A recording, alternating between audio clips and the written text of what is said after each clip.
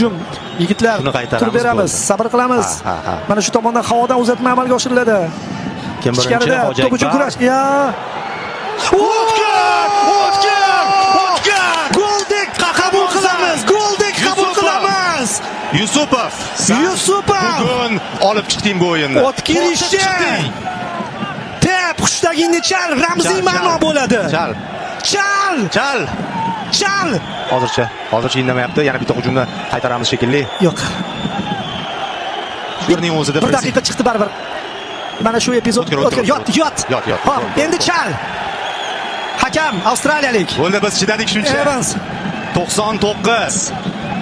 O'tkir Yusupov o'zing tugatib ber. Bu darvozabonlar benefisi bo'ldi va Jahon chempionati yo'llanmasida ham darvozabonimizning super seyvi bilan hozir qo'lga kiritishimiz mumkin do'stlar.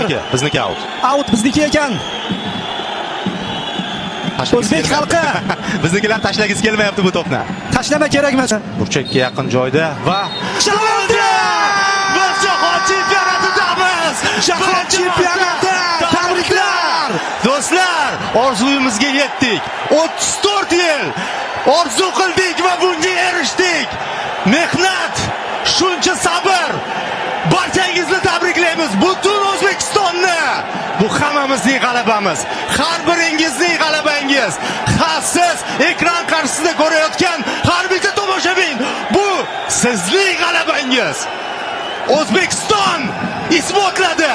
Biz futbolda ham Osiyoda eng zo'rlardan birimiz.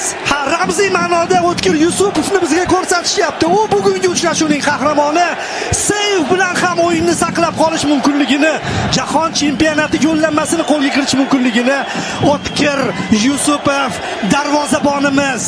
Hamma bir paytlar heyt qilgan, hamma o'z ichi nimadirlar gapirgan darvozabonimiz hozir ikkita penalti va uchrashuvning so'nggi daqiqalarida Abduvohid tabriklagani ketyapti.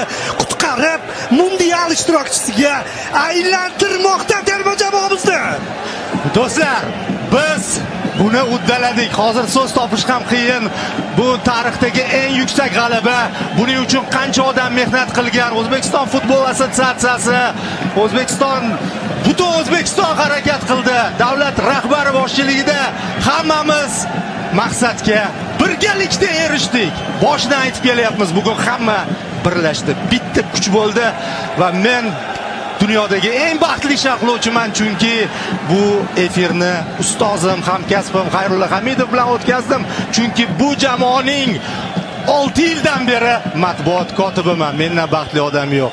Do'stlar, men jamoa oldiga ketishga majburman. Davron ramziy ma'noda mana shu efirni mayli endi ustoz deyildi, shogirdga topshirib ketilsa yaxshiroq bo'ladi. Hozir bizni ortimizda mana shu uchrashuvni to'liq tomosha qilgan, menimcha yig'lab tomosha qilgan Orif Tolipov mikrofonni Davron Fayziyevdan oladi va Davron tabiiyki do'stlar yo'llanma egalari oldiga boradi. Bilmadim endi Qatar bilan o'yinga qanaqa ajiotaj bo'ladi. Qatar bilan bo'ladi